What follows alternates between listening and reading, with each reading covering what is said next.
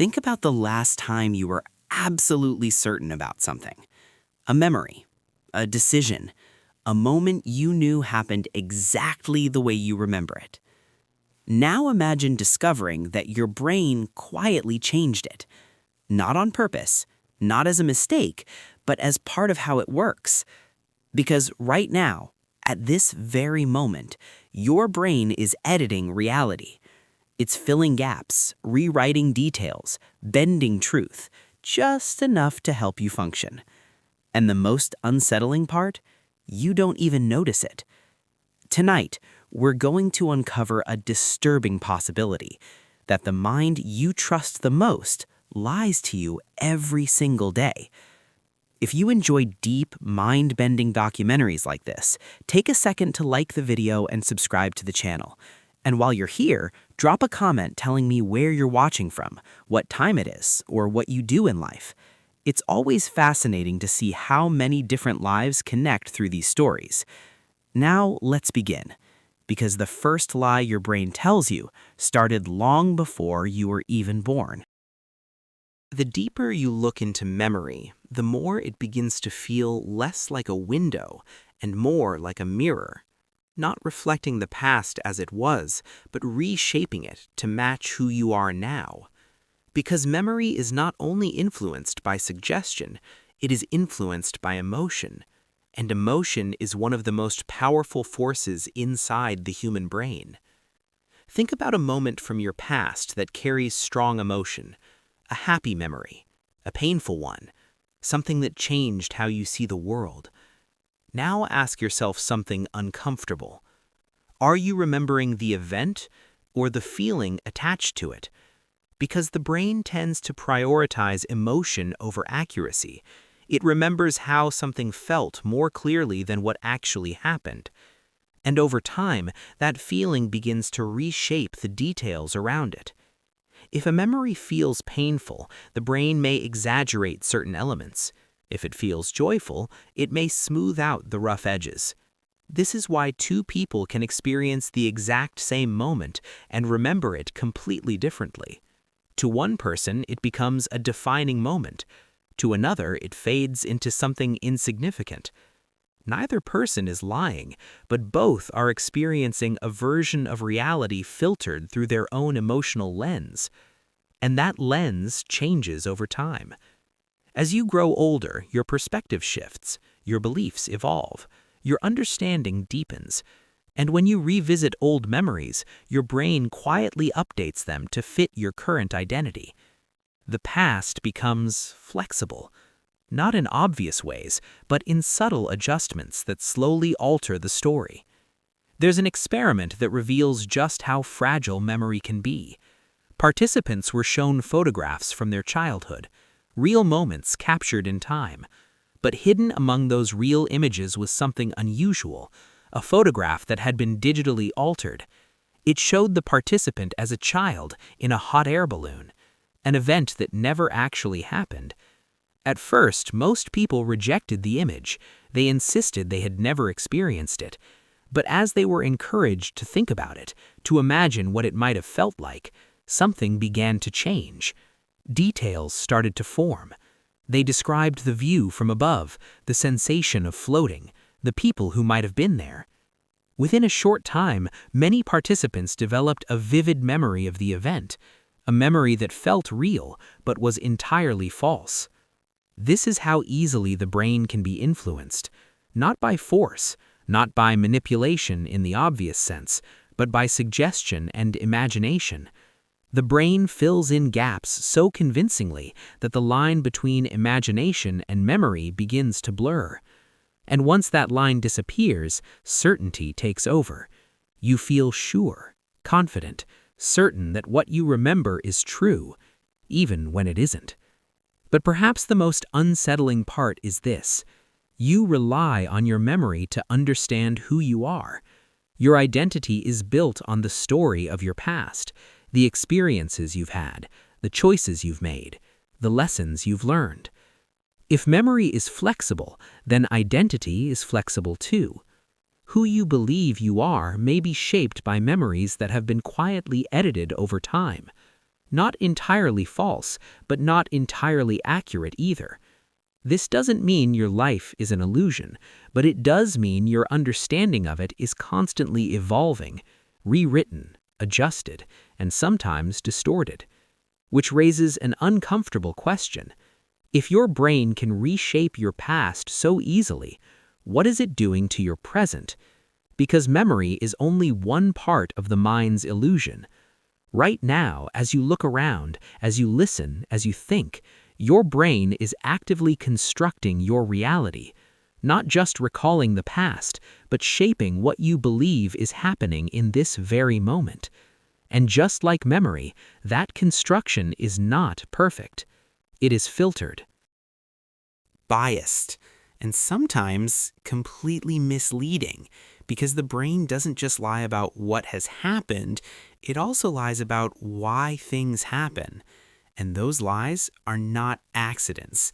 They are part of a deeper system, one designed not for truth, but for survival. There is a moment in history that feels almost impossible, a moment where thousands of people became convinced of something that had no clear explanation, something that blurred the line between belief and reality. In the summer of 1692, a small settlement in Massachusetts descended into fear. Strange accusations began to spread. People whispered about invisible forces, unseen threats, and hidden enemies living among them. Neighbors turned on neighbors, friends accused friends, and before long, an entire community became convinced that something dark was happening just beneath the surface of ordinary life. This was the Salem witch trials. At first, the accusations seemed isolated, small, almost insignificant, but something about the fear made it grow. People began interpreting ordinary events as signs of something supernatural, a sudden illness, a strange dream, an argument that felt too intense. Each moment became evidence, and as the belief spread, it began to reshape memory itself. Witnesses started recalling events differently. They described encounters that seemed vivid and real, but could not be proven. Some genuinely believed they had seen impossible things. Others were influenced by the stories surrounding them.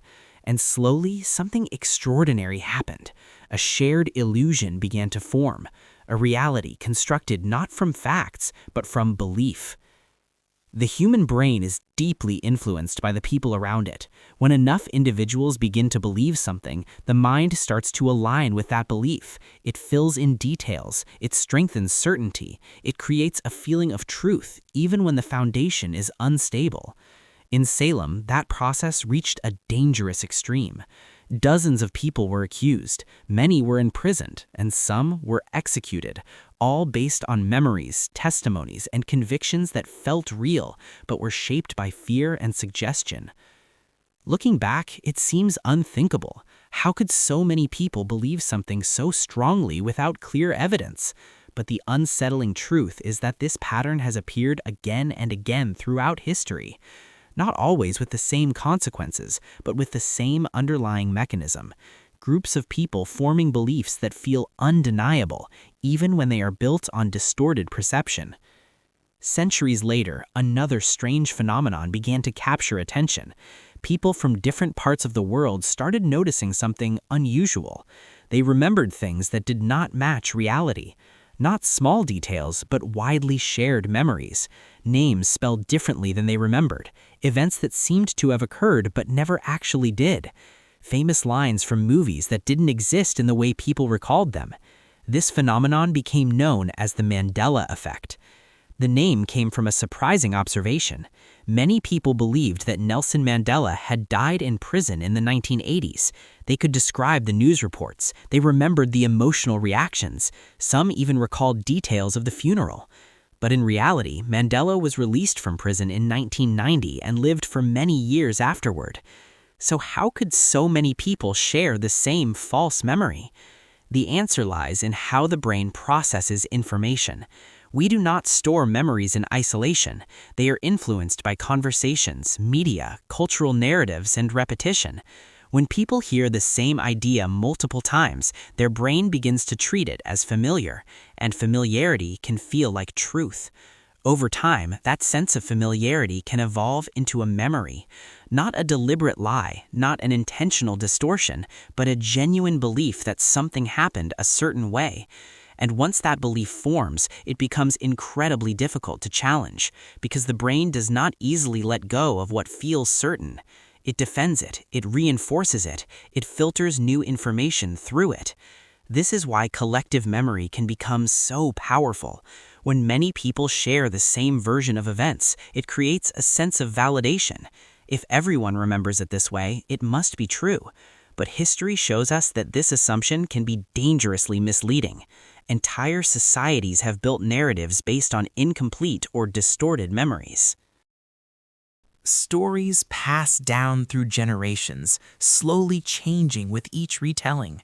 Details added, details removed, meanings reshaped, until eventually the story feels solid, anchored in truth, even if its origins are far less certain. And yet, the brain does not do this randomly. It does not lie without reason. These distortions serve a purpose, a deeper function rooted in survival itself. Because the brain is not designed to show you reality as it is designed to help you survive it. And sometimes, the truth is less useful than a carefully constructed illusion. If the brain were designed to tell you the truth, it would show you the world exactly as it is. Unfiltered, unedited, raw in every detail. But that is not what it does.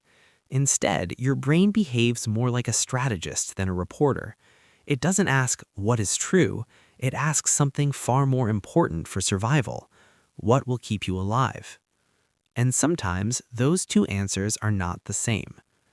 Thousands of years ago, your ancestors lived in environments where hesitation could be fatal. A rustle in the bushes could mean wind, or it could mean a predator waiting to strike. In that moment, the brain had to make a decision instantly.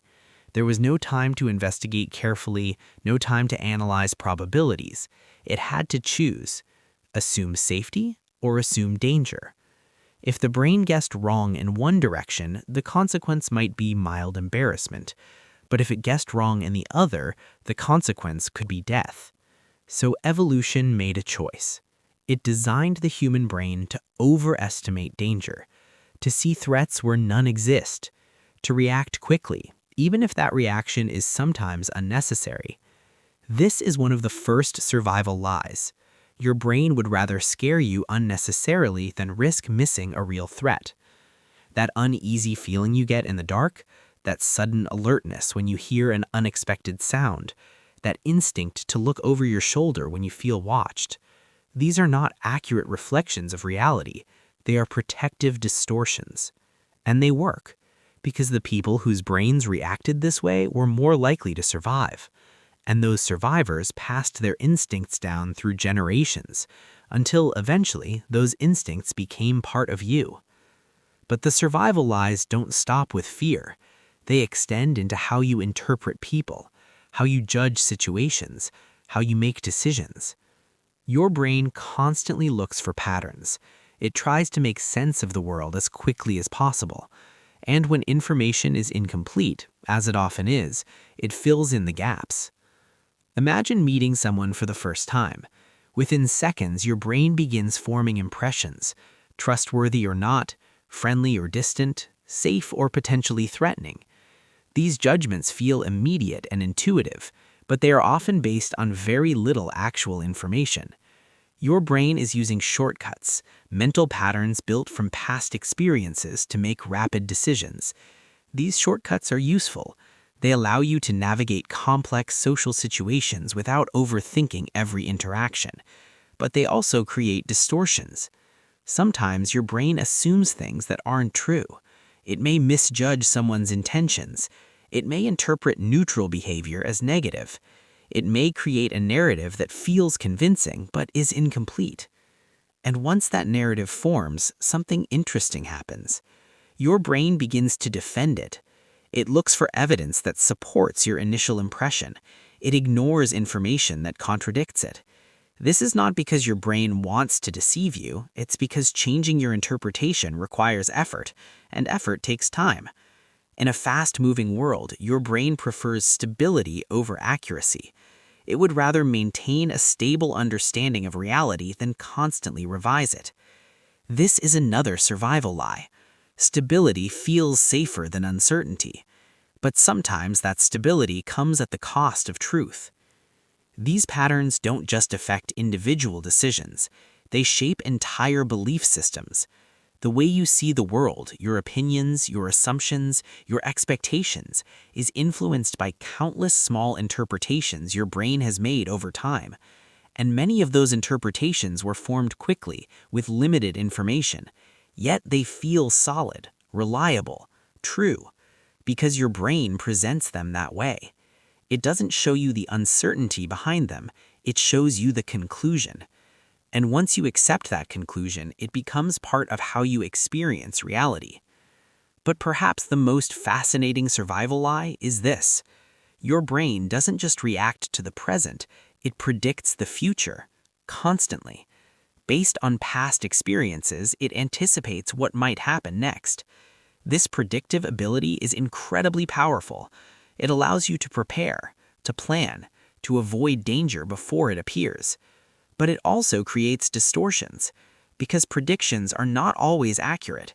Sometimes your brain expects something that never happens.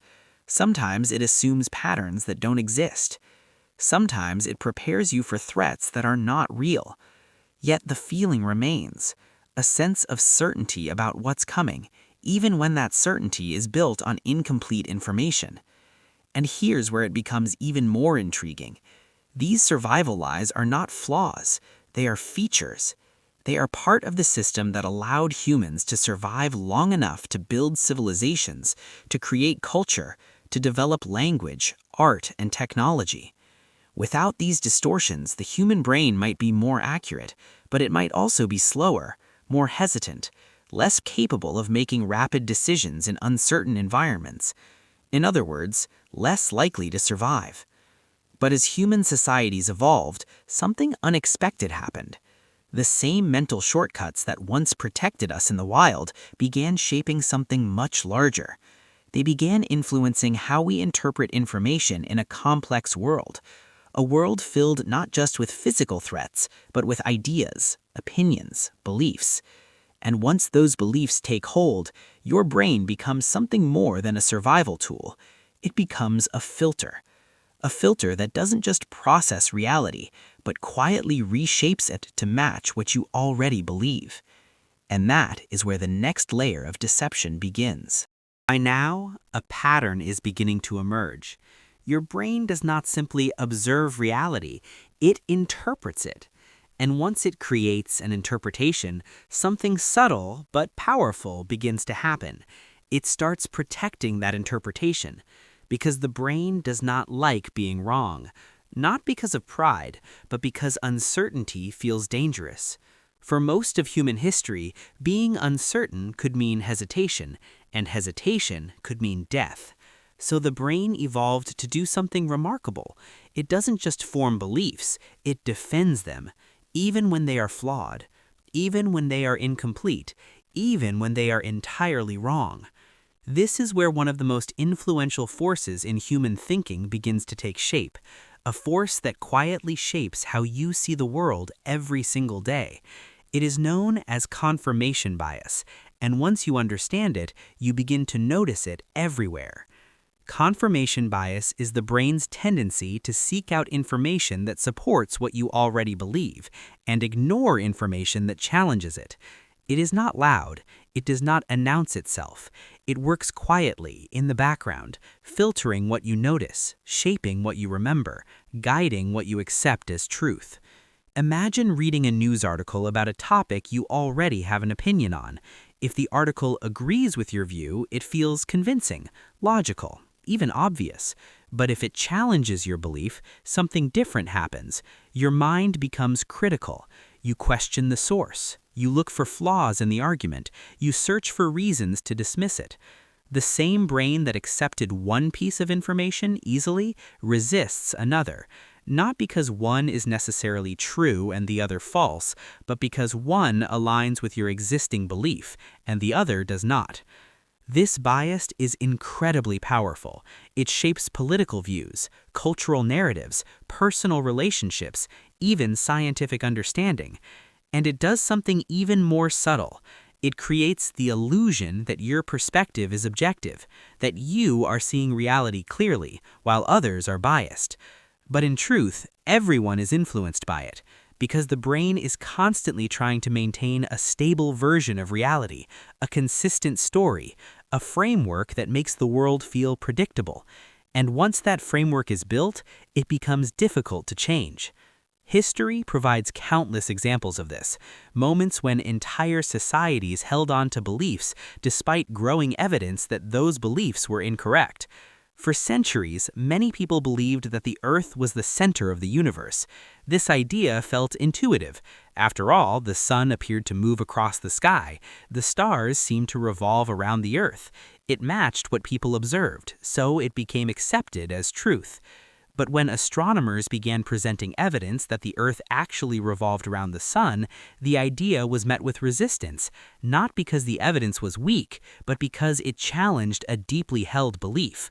Accepting the new model required people to rethink their understanding of the universe, to admit that what felt obvious was not accurate, and that is something the brain naturally resists. Because changing beliefs requires effort, it requires letting go of certainty, and stepping into uncertainty feels uncomfortable. So instead, the brain chooses the easier path. It holds on to what it already believes, and filters new information accordingly. This is why two people can look at the same situation and see completely different things. They are not just interpreting the facts differently, they are noticing different facts altogether. Their brains are highlighting certain details while ignoring others, building narratives that feel complete but are actually selective. And once those narratives form, they begin to reinforce themselves. You seek out conversations that align with your views. You consume information that supports your perspective. You surround yourself with people who think similarly, not intentionally, but naturally, because it feels comfortable. And over time, your version of reality becomes stronger, more defined, more certain, even if it is incomplete, even if it is partially inaccurate. This is how entire belief systems take shape, not through deliberate deception, but through countless small filtering decisions made by the brain. But here is where it becomes even more fascinating. Confirmation bias doesn't just affect what you believe about the world, it affects what you believe about yourself, your strengths, your weaknesses, your identity. If you believe you are capable, your brain looks for evidence to support that. If you believe you are not, it finds evidence for that too. Every success becomes proof. Every failure becomes confirmation. The brain builds a narrative and then reinforces it, quietly shaping how you see yourself over time. Which means that the story you tell yourself about who you are may not be entirely objective. It may be influenced by the same biases that shape everything else. And yet this system exists for a reason. It helps the brain simplify a complex world. Without these filters, you would be overwhelmed by information, every detail competing for attention, every possibility requiring analysis. The brain creates biases to reduce that complexity, to create a manageable version of reality. But in doing so, it introduces distortion, a version of truth that feels complete but is carefully selected. And once you begin to see that selection process, you start to realize something unsettling. If your brain is constantly filtering reality to match your beliefs, how much of what you experience is truly objective? Because beyond bias lies something even more powerful, a force that can shape your thoughts before you can even form them. A force that doesn't just filter information, but can plant ideas directly into your mind without you ever realizing it. There is a moment so small, so quiet, that you almost never notice it happening. A thought appears in your mind. It feels like your own. It feels natural, effortless, as if it came from somewhere deep inside you. But what if it didn't? What if that thought was placed there, gently, subtly, by something outside of you? Not through force, not through control, but through suggestion. The human brain is far more open to influence than it appears, and once you begin to see how suggestion works, you start to notice it everywhere. In conversations, in media, in the tone of someone's voice, in the way a question is asked. Because the brain doesn't just respond to information, it responds to how that information is presented. Imagine someone asking you a simple question. Did you enjoy the movie? Now compare it to a slightly different version. What did you like about the movie? The first allows for multiple possibilities. The second quietly assumes something, that you did like it. And without realizing it, your brain begins searching for reasons to agree. It starts forming an answer within that framework. This is the power of suggestion. It doesn't force your thinking. It nudges it, guides it, shapes it just enough that you move in a particular direction while still feeling like you chose it yourself. This is why suggestion is so effective, because it feels like your own idea. And once something feels like your own idea, your brain is far more likely to trust it. This effect becomes even stronger when emotion is involved. A dramatic story, a persuasive speaker, a powerful image. These things don't just present information, they create a feeling. And that feeling becomes part of how your brain processes the message. You don't just think about it, you experience it. And that experience makes the idea feel real. But suggestion becomes even more fascinating when we look at how easily it can reshape memory. In controlled experiments, people have been asked simple questions about events they witnessed. But when those questions include subtle hints, small suggestions about what might have happened, participants often incorporate those hints into their memories. They begin to recall details that never were there. They describe scenes that never occurred. And they do so with complete confidence. Not because they are trying to deceive anyone, but because their brain has quietly rewritten the memory to include the suggestion. This is not a rare phenomenon. It is something your brain is capable of doing at any time, because memory is not fixed, and suggestion provides new material for the brain to work with. Over time, those suggested details become part of the story, indistinguishable from the original memory. But suggestion doesn't only affect individuals. It scales, it spreads, it moves through groups of people in ways that are both subtle and powerful. Think about how ideas travel in the modern world. A phrase repeated often enough begins to feel familiar. A narrative shared widely begins to feel true. A belief echoed across many voices begins to feel undeniable, even if it started as a small suggestion, even if its foundation is weak. Repetition strengthens suggestion, familiarity reinforces belief, and belief shapes perception. The brain begins to treat repeated ideas as reliable, not because they are proven, but because they are recognized, and recognition feels like truth. This is why advertising works, why storytelling influences opinions, why certain ideas spread rapidly through societies, not because people are easily fooled, but because the brain is designed to absorb and integrate information from its environment. It listens, it observes, it adapts, and in doing so, it becomes influenced. But perhaps the most unsettling part of suggestion is how invisible it is. You rarely feel it happening. There's no clear moment where you think, this idea is being planted in my mind. Instead, the thought simply appears, fully formed, natural, yours. And because it feels like yours, you trust it, you build on it, you allow it to shape your perspective. Which raises a question that is difficult to ignore. How many of your thoughts are truly original, and how many have been influenced, shaped, guided, or gently suggested by the world around you? The answer is not simple, because the brain is not isolated. It is constantly interacting with its environment, absorbing information, adapting to patterns, integrating ideas, which means influence is inevitable. But sometimes suggestion doesn't just influence individuals. Sometimes it aligns entire groups of people, creates shared beliefs, builds collective narratives that feel undeniably real. even when they are not. And when that happens, something even more powerful begins to form. Not just individual perception, but a shared version of reality.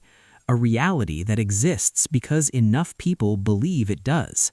And once a crowd begins to believe the same thing, the line between truth and illusion becomes almost impossible to see. A single mind can be influenced. That much is already unsettling. But something far more powerful happens when influence spreads beyond one person and begins to move through a crowd. Because when enough people start believing the same thing, it stops feeling like an idea. It starts feeling like reality. There's a moment in any group where individual doubt begins to fade, where uncertainty is replaced by collective confidence. And once that shift happens, something extraordinary takes place. The brain stops asking, "Is this true?" and starts asking, "Why does everyone else believe this?" This is where the power of the crowd begins. Humans are deeply social creatures. For most of our history, survival depended on belonging to a group. Being accepted meant protection. Being rejected meant danger. So the brain evolved to pay close attention to what others believe, to align with the group, to avoid standing out in ways that might lead to isolation. This instinct is still with us, and it quietly shapes how we think. There was a famous psychological experiment that revealed just how strong this influence can be. Participants were placed in a room with a group of people and asked a simple question, something as straightforward as comparing the length of lines on a card. The answer was obvious, clear, undeniable. But there was a twist. Everyone else in the room, unknown to the participant, had been instructed to give the wrong answer.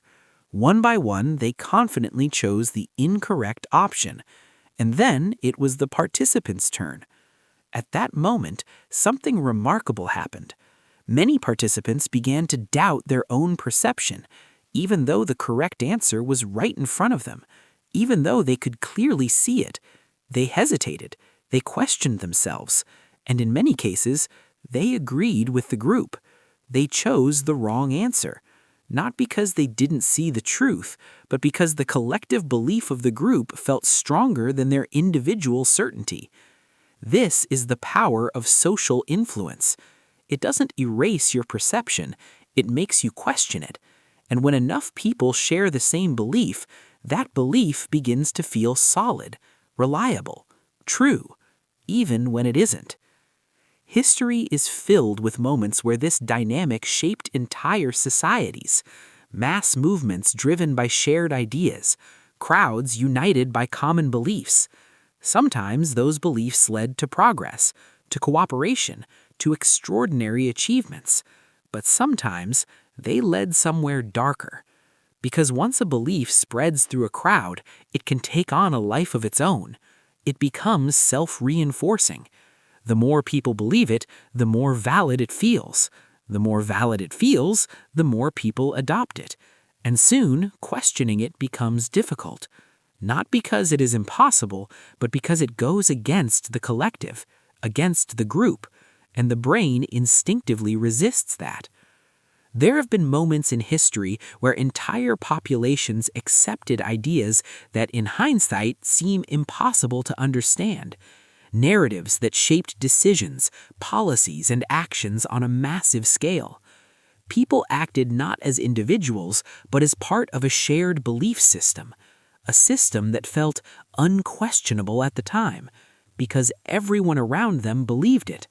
And when belief becomes widespread enough, it creates something powerful, a shared reality, a version of the world that exists not because it is objectively true, but because it is collectively accepted. This is where suggestion, bias, and memory all begin to merge. Individual minds influenced by subtle cues, groups reinforcing those influences, and together creating a reality that feels stable, even if it is built on fragile foundations. But here is the most fascinating part.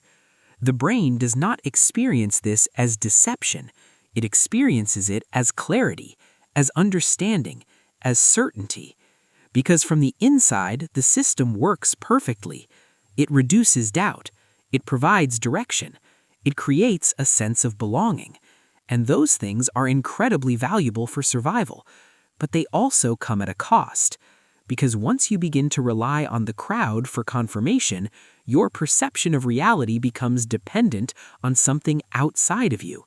And if that external influence shifts, your understanding shifts with it, quietly, almost without resistance, which leads to a deeper realization. If your thoughts can be influenced by suggestion, if your beliefs can be shaped by bias, if your perception can be altered by the crowd, then what you experience as reality may not be as direct as it feels. Because beyond memory, beyond belief, beyond social influence, there's another layer, a deeper one. The way your brain constructs the world itself. Not just how you think about reality, but how you see it, hear it, and experience it in the present moment. And once you begin to understand that layer, the idea of a fixed, objective reality starts to feel much more uncertain. Seeing the world exactly as it is. You look around and everything appears solid, defined, real. Colors have shape. Sounds have direction. Objects exist exactly where they seem to be. It feels direct, immediate, unfiltered. But what if none of that is entirely true? What if what you are experiencing right now is not the world itself, but a carefully constructed version of it? Because the brain does not simply receive reality, it builds it. Every second, your senses are flooded with an overwhelming amount of information. Light enters your eyes, sound waves reach your ears, textures press against your skin, smells drift into your nose. But your brain cannot process all of it in raw form. It would be too much, too chaotic. So instead, it does something extraordinary. It selects, it filters, it interprets, and then it assembles those pieces into a coherent experience. A version of reality that feels complete, but is actually incomplete by design. Imagine for a moment what the world would look like without this filtering. Every detail competing for attention, every sound equally loud, every movement equally important. It would be overwhelming, impossible to navigate. So the brain simplifies. It highlights what matters. It removes what doesn't. And in doing so, it creates a version of reality that is manageable, but not necessarily accurate. This is why you can look directly at something and still not see it.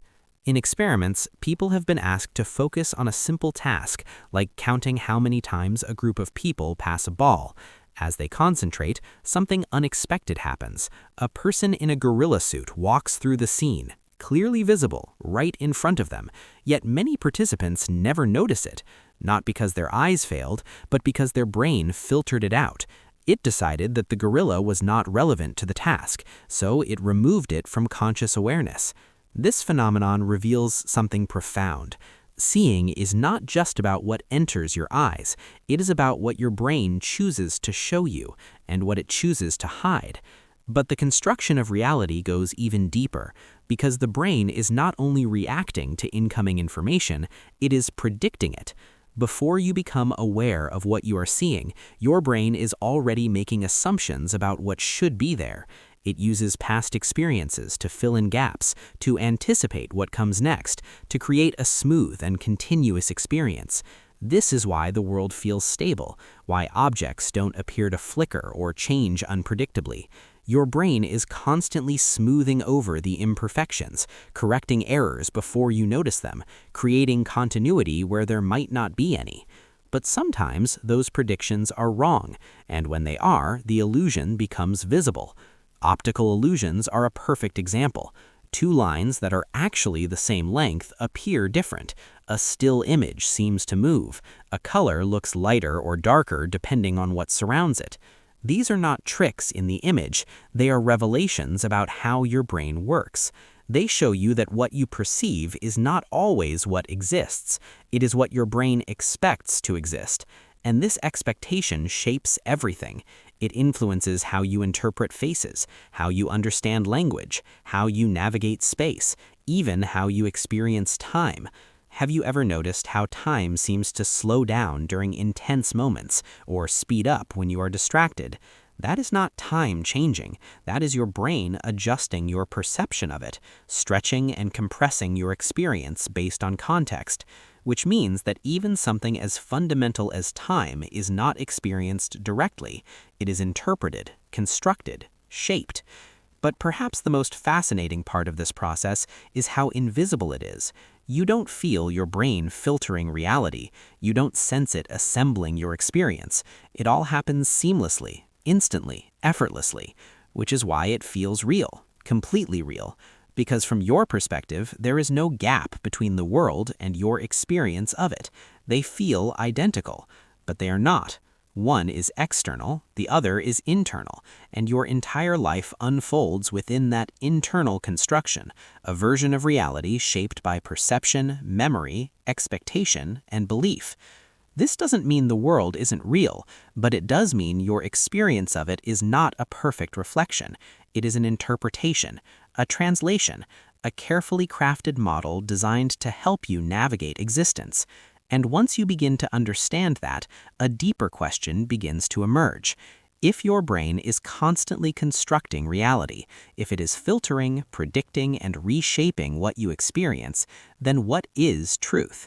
Not what feels true, not what appears obvious, but what actually exists beyond the mind's interpretation. Because if your perception can be influenced, if your memories can be altered, if your beliefs can be shaped, then the idea of absolute certainty becomes much harder to hold on to. And that leads to the final realization, the one that ties everything together. Because the brain's lies are not random, they are not mistakes, they are part of a system that has one goal above all else, not truth, but survival. And once you understand why that system exists, the lies begin to make sense. At the beginning of this journey, the idea felt unsettling, that your brain, your most trusted guide, might be lying to you, quietly, constantly, reshaping your memories, your beliefs, your perception of reality. But now, after everything you've seen, the question begins to change. What if those lies are not flaws? What if they are the reason you're still here? Because when you step back and look at the full picture, a pattern becomes clear. Every distortion, every shortcut, every illusion your brain creates serves a purpose, not to deceive you, but to protect you, to guide you through a world that is far too complex to process in raw form. Imagine, for a moment, what it would mean to experience reality with complete accuracy. Every detail equally important, every possibility fully considered, every uncertainty left unresolved. You would hesitate constantly, second-guess every decision, struggle to act in time, because truth, in its purest form, is often overwhelming. It is messy, ambiguous, filled with contradictions. But the brain cannot afford that level of uncertainty, not when survival depends on action. So it simplifies. It builds narratives. It creates patterns. It fills in gaps. And in doing so, it gives you something incredibly valuable: clarity. Even if that clarity is not perfect, even if it is slightly distorted, because clarity allows you to move forward, to decide, to act. And throughout human history, that ability has made all the difference. Your ancestors did not survive because they understood reality perfectly. They survived because they understood it well enough to avoid danger, well enough to find opportunity, well enough to make decisions in uncertain environments. And those same mental processes now exist within you. The same instincts, the same biases, the same subtle distortions. But in the modern world, something has changed. You are no longer facing the same immediate threats as your ancestors. You are not constantly navigating predators, harsh climates, or life or death decisions in the wild. Instead, you are navigating information, ideas, perspectives, a world where the greatest challenges are often psychological rather than physical. And in this environment, the brain's survival system can sometimes work against you. The shortcuts that once helped you act quickly can now lead to misunderstanding. The biases that once created stability can now limit your perspective. The illusions that once protected you can now obscure deeper truths. But here is the most important realization of all. Understanding these limitations does not make you weak. It makes you aware. Because once you recognize that your brain filters reality, you begin to question what you see. Once you understand that memory is flexible, you become more open to different perspectives. Once you see how suggestion and bias influence your thinking, you gain a small but powerful distance from them. You start to notice your thoughts instead of simply accepting them. You pause before assuming certainty. You become curious about what you might be missing. And that curiosity is where something extraordinary begins. Because while the brain is designed for survival, the human mind is capable of something more: reflection.